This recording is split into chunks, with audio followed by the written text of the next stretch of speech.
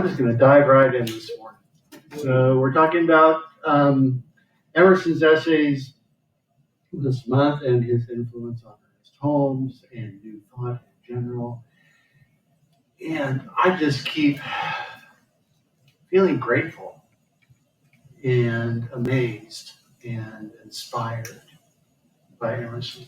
Grateful for, and just Emerson's a powerful writer, and he speaks to me, and I get accused of I was sharing with Katie earlier. I went back to college at one time to go and get my teaching credential. And because of the way I went through ministerial school and the way I went through my education, I had to go back and retest things. And so I'd forgotten a lot of sentence diagram stuff, and basic math, math stuff. So I'd go back and retake a bunch of classes. And one of those was English Comp 1.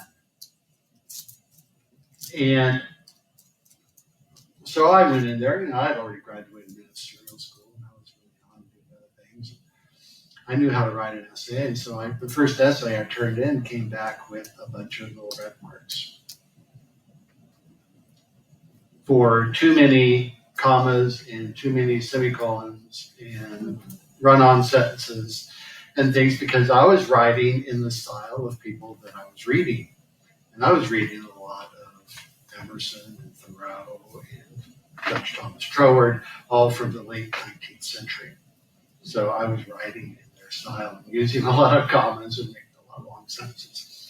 Anyway, aside, and I broke my glasses yesterday, so bear with me. I want to start with a passage from the last paragraph, or the next to last paragraph of the essay called The Oversoul by Emerson. And it goes like this.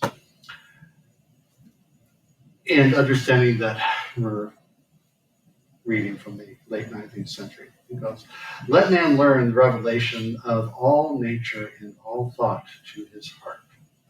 This, namely, that the highest dwells within him, and the sources of nature are in his own mind. If the sentiment of duty is there. But if he would know what the great God speaketh, he must go into his closet and shut the door, as Jesus said. God will not make himself manifest to cowards. He must greatly listen to himself, withdrawing himself from all the accents of other men's devotion. Their prayers even are hurtful to him, until he have made his own."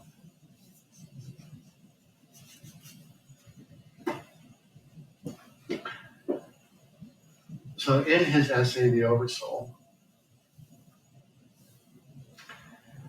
time and time again, Emerson is very much about reminding us to be still. And as is his tendency in spiritual matters,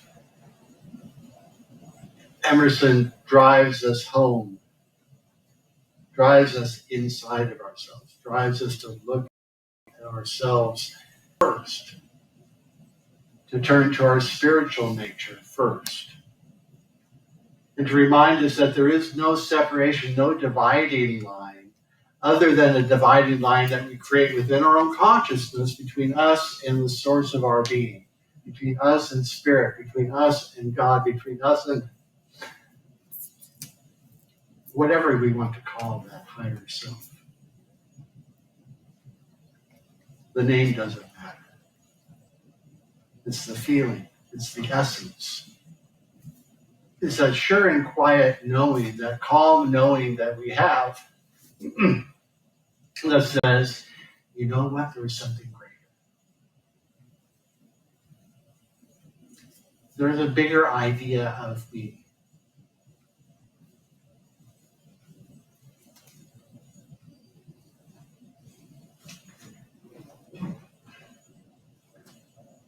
In the beginning of the essay, he writes this: "Man is a stream whose source is hidden.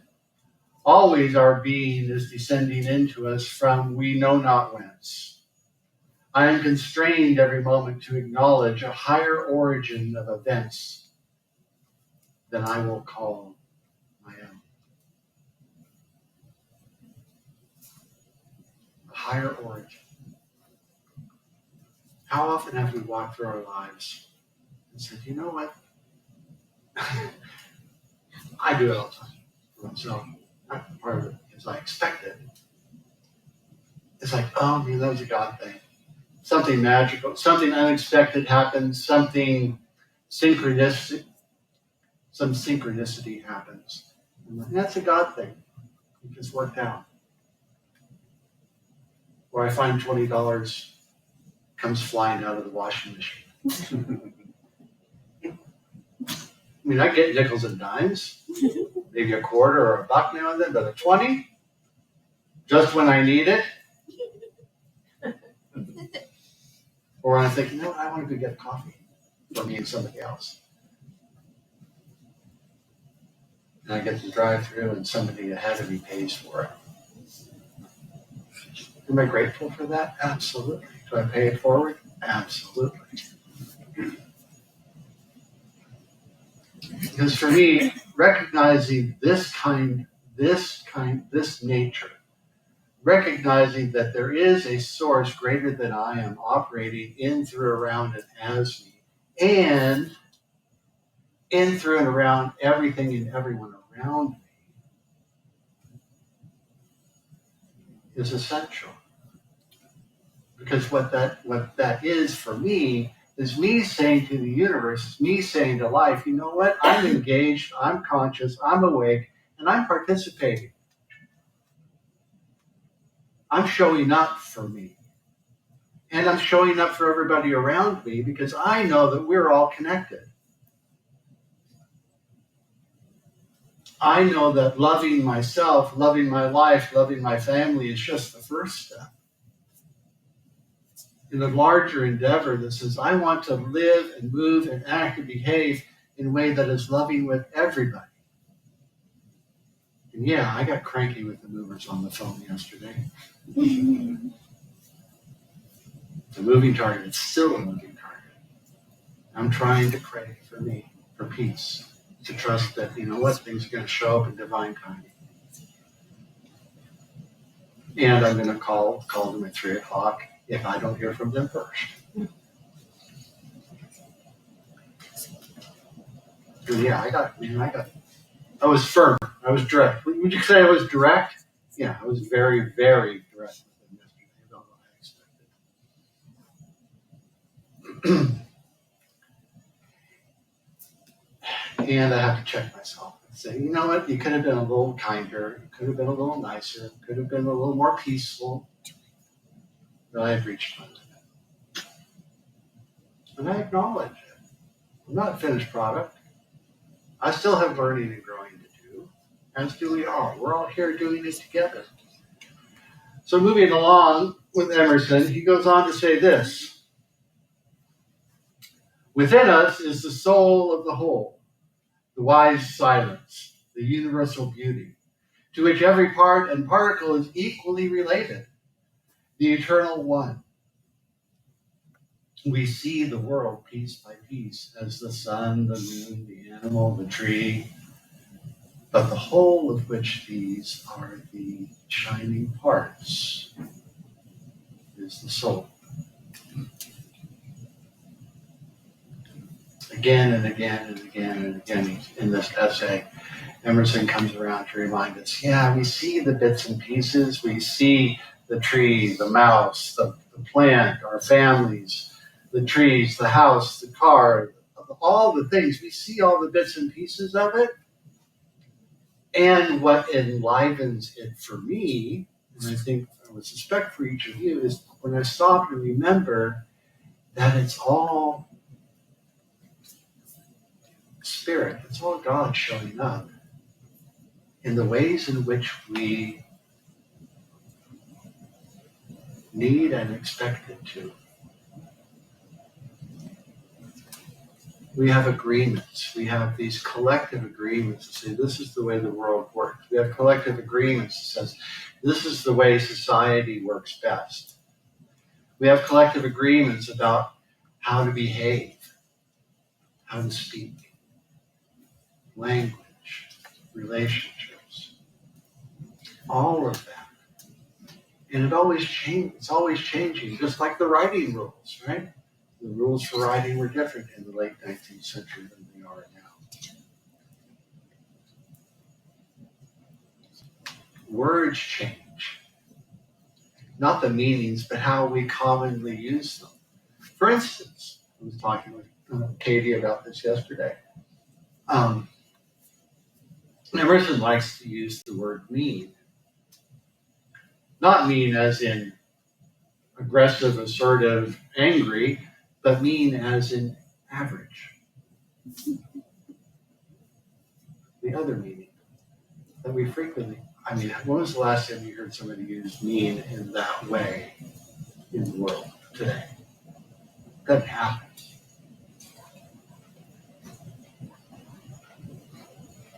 Words change. Meanings change. Our expectations change. We evolve, we learn, and we grow.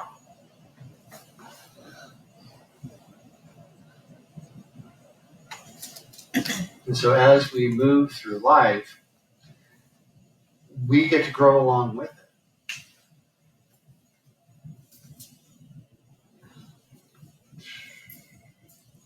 Yeah. Emerson goes on to say, there is no screen or ceiling between our heads and the infinite heavens. So there is no bar or wall. I typed that wrong. All right. So there is no bar or wall. It should be between us and the effect. Ceases. All right. Anyway. There is no dividing line between the effect and God, between us and spirit. There's no separation between spirit and us. We lie open on one side to the deeps of spiritual nature, to all the attributes of God. So what do we name God as? What are you going to name God as today? What would you like God to be? How would you like God to show up for you today? What is that feeling you would have God be? Anybody? Joy. Joy. What else? Anybody else? Love. Love. Peace. Peace. Kindness. I'm sorry, what? Kindness. Kindness. Forgiveness. All of that. Name what you would God. Name how you would have God show up for you today, and it will. Speak it into the world. Speak it into life. Feel it deep inside of you. It's because in truth, we know this. We talk about it all the time. In truth, it's not necessarily the things that we are after, but the feelings that they convey. The feelings that they provide for us. It's how we want to feel in life that is truly important. Do I want to feel peaceful? Sure. Do I want to feel joy? Absolutely. Do I want to feel loving and lovable? Absolutely. How is it that I want to be and express God through me today? I have to get this quote right.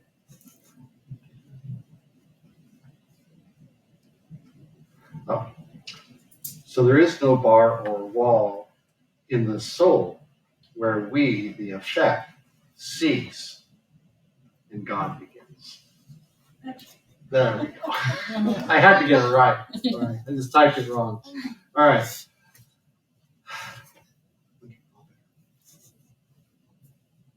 because it is the attributes of God that make the difference.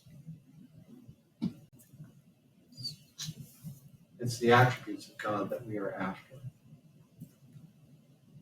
It's the expression of spirit through us, as he says, the Oversoul expresses through us. We'll go on to the next. Just a few more. With it, with each divine impulse, the mind rends the thin rinds of the visible and the finite, and comes out into eternity. I couldn't leave this one alone. I love the way he used the words. Where the mind rends the thin rinds of the visible and the finite, and comes out into eternity. What he's talking about in this passage is the way Spirit, roll that back just a minute. We set intentions about our growth. We all want to learn and grow, to be a little bit better today than we were yesterday. Right? We learn and we grow. We practice, we study, we read, we write, we spend time with each other in conversation. We move through life, making mistakes, getting up, falling down, getting up. We only fail when we fail to get up from falling down. Right? Fall down 8, get up 9. And so it is with Spirit in us, nudging us along. We say, this is where I want to be. This is the kind of individual I want to be. This is the way I want my life to become. We set a goal, and then we take the first step, and then the next step, and then the next step. And sometimes I go in my life, I get, man, I am tired. I'm tired of learning and growing. And I sit back on myself and go, you know what? I'm over it. I'm just going to ride this one out. But inside of me, there's this little voice that says, you know what? You said you wanted to learn and grow. You said you wanted to be here and you were committed to it. And all of a sudden, life nudges me. I get a little nudge. And I get a bigger nudge. And then sometimes I get the mind-rending experience of life kicking me in the butt, so to speak, and moving me along. And something, truly upsetting happens. A little drama enters my life and says, this is where you said you wanted to be, so handle it. Anybody else? Yeah. I'm really working on the thing that says, you know what? It doesn't have to be difficult. It doesn't have to be hard. It doesn't have to be. It's only difficult to the degree that I resist. Difficulty happens when I resist the growth, when I resist the opportunity. Sometimes it's not always comfortable. Sometimes I have to let go of things that are in the way. And I get to move forward nevertheless. Sometimes it means I have to stir things up. Or they get stirred up.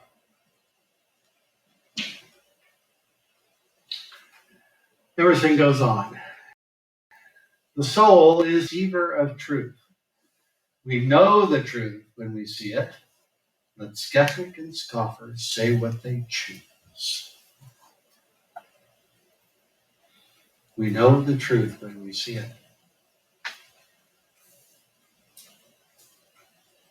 Don't we?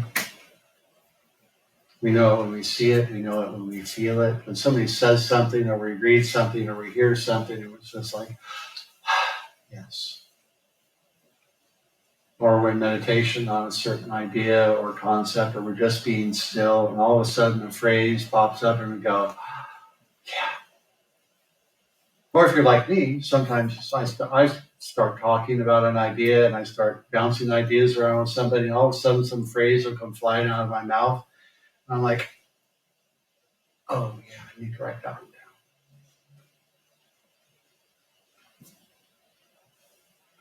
Because magic happens when we're connected.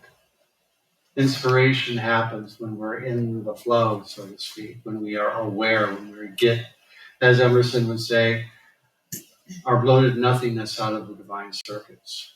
Get out of our own way. And we know the truth when we see it, we feel it, we trust it. We go, yes. Yes. Thank you. Thank you. Okay, there's a couple more ideas and we'll be wrapping it up. We distinguish the announcements of the soul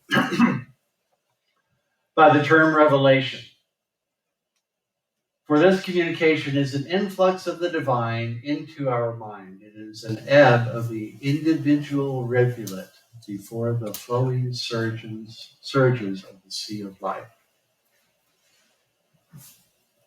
It is an ebb of the individual rivulet before the flowing surges of the sea of life.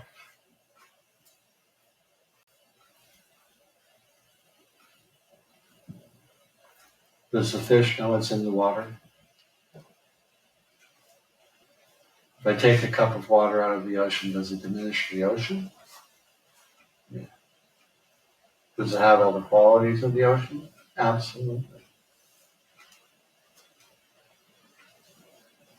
There are so many ways to look at this, to talk about this same idea.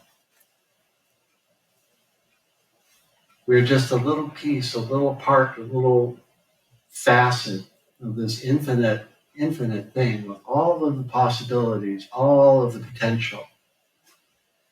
And so often I know I sell myself short.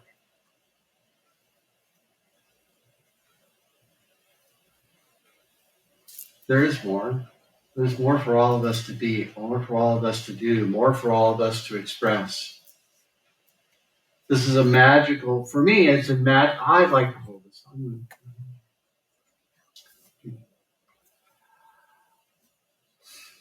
I choose to live in a world that's filled with magic.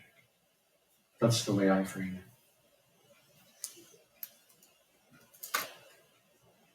I choose to walk around knowing that there is a larger life behind and beyond what I see.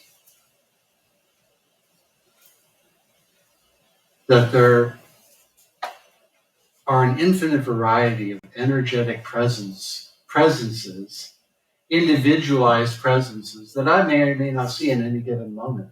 All I know for real is that we are here. Beyond the walls,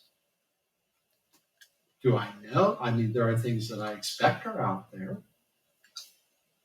There are people and cars and houses and countries and states and cities and all that stuff. It's kind of like Schrodinger's cat, right? How many of you know Schrodinger's cat? Briefly. Scientist Schrodinger creates a box, creates an idea that says, okay, there is a box, there's a button, there's a cat in the box. The idea is that if I press the button on the box, the poison opens up in the box and the cat moves on to the next experience. However, I can't see inside the box. So if I press the button, does that really happen? Does the cat move on, or is the cat still there? Is the cat even there?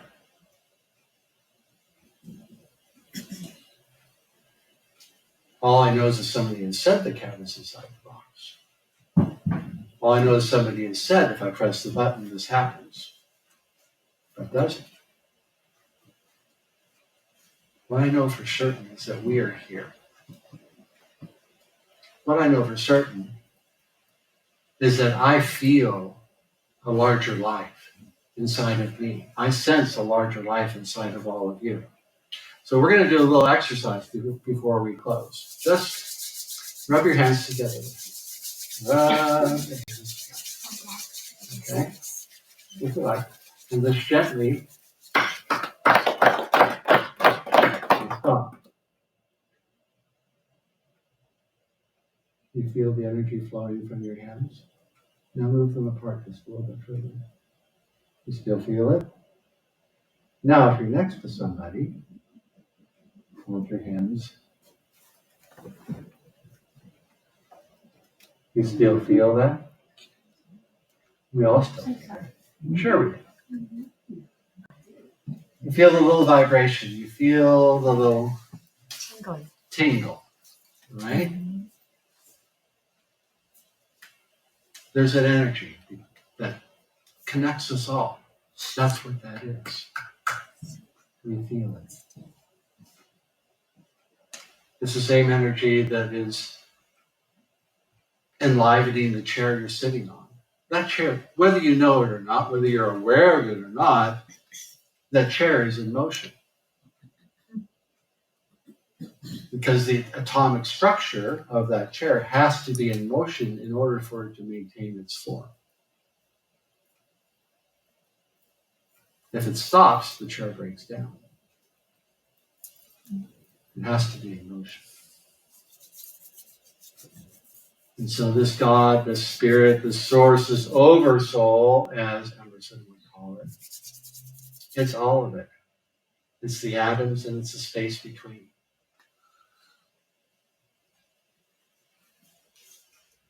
Just like it is us, and it fills the space between us, connecting us in all of its magic, in all of its wonder,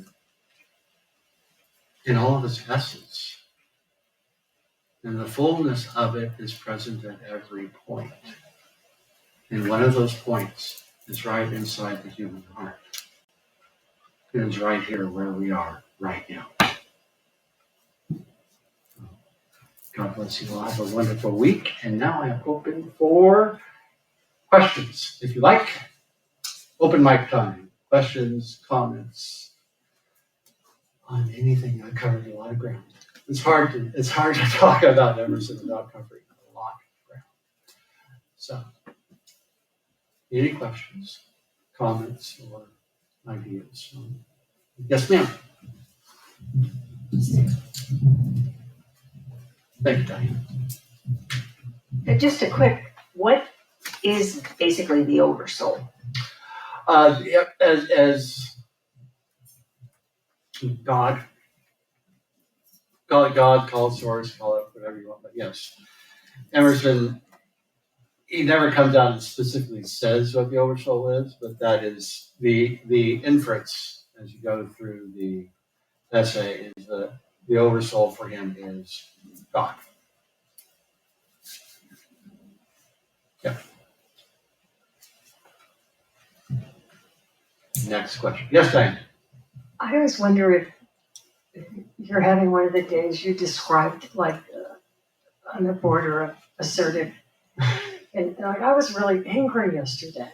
And it surprised me. I was so angry that I really had to sit down and I'm still wondering what I'm angry about. And this deserves some looking into. But also, like you say, a $20 bill falling out. So what are the experiences that I'm creating out of my anger that are showing up in my life that I don't want? It was really awakening for me, and I still don't have all the answers. But that divine connection is, I might be blocking it with my anger. I'm not open to all the things I deserve.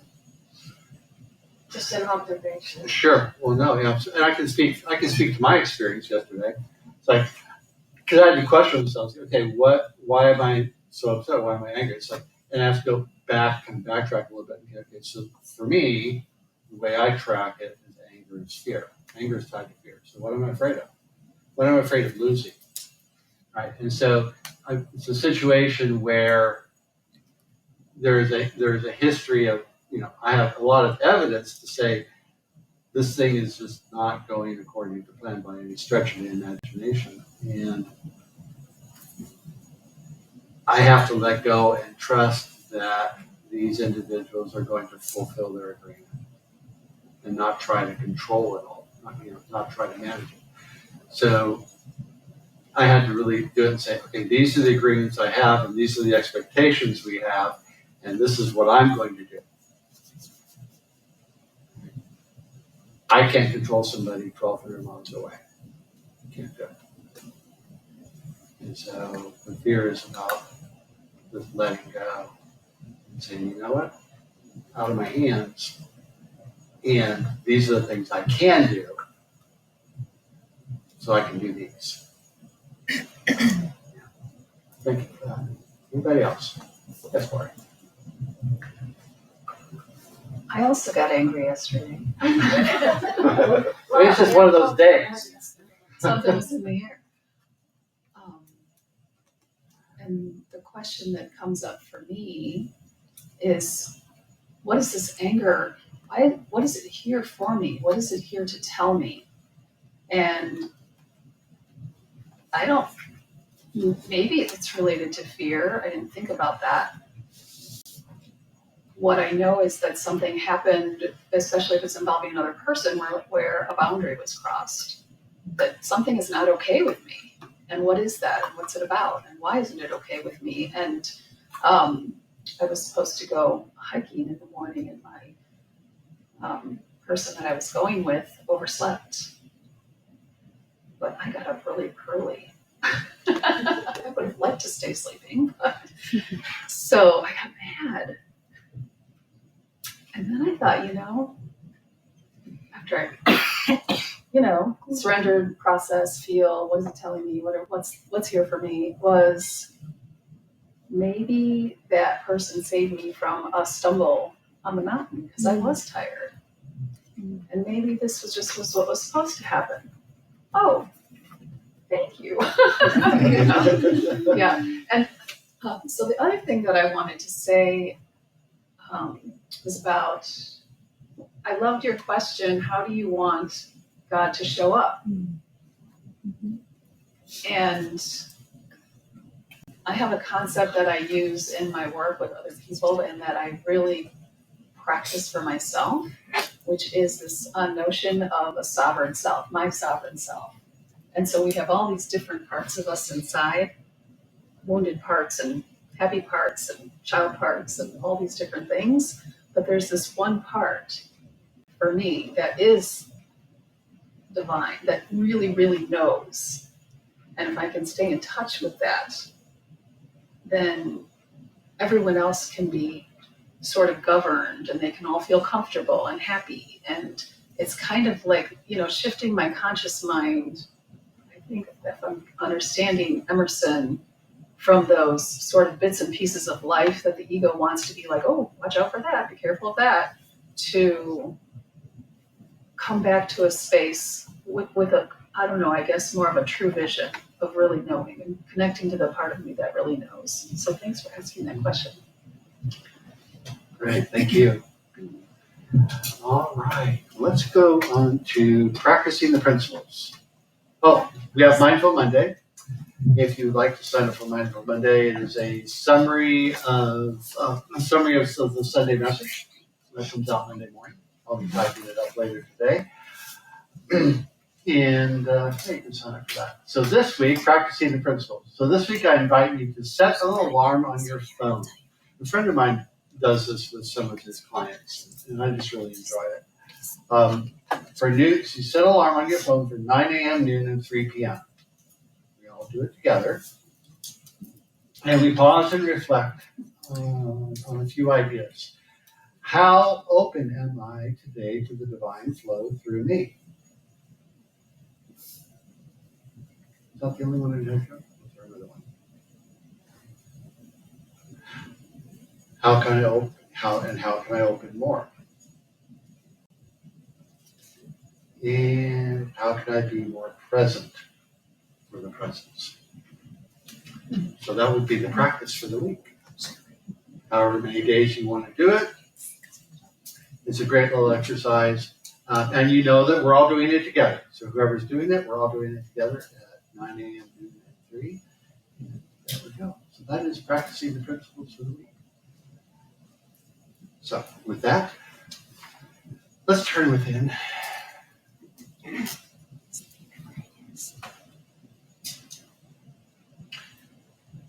And remember that there is only one. One light, one life, one peace, power, and presence that is God, the Spirit. An infinite life of love and truth and beauty in which we live and move and have our being, and it in, as, and through each and every one of us. So we remember this right now for ourselves, for each other. For as one grows, we all grow. We learn together, grow together, expand our experience of love and peace, of health and wholeness, right here and right now, individually and collectively. So if anybody has a need or desire in their minds and hearts today, bring it forward now.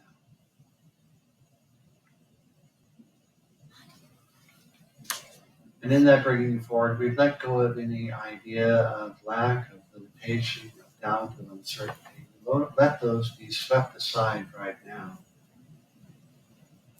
in the light of truth, shining forth in our minds and hearts, revealing our true nature as individual points of light within the mind and heart of God.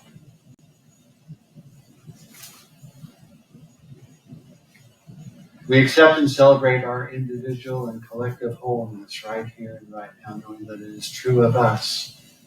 And we carry it forward knowing that it is true of our communities, our cities, our states, our countries, our world. Each and every individual a point of light within the mind of God, awake and aware of truth, of wholeness. And so together we celebrate life and love and joy, knowing that we grow together, learning together to celebrate each other. And so with gratitude, we move forward into the rest of this day and into the week, knowing that all is well and that life is good as each and every one of us. And so it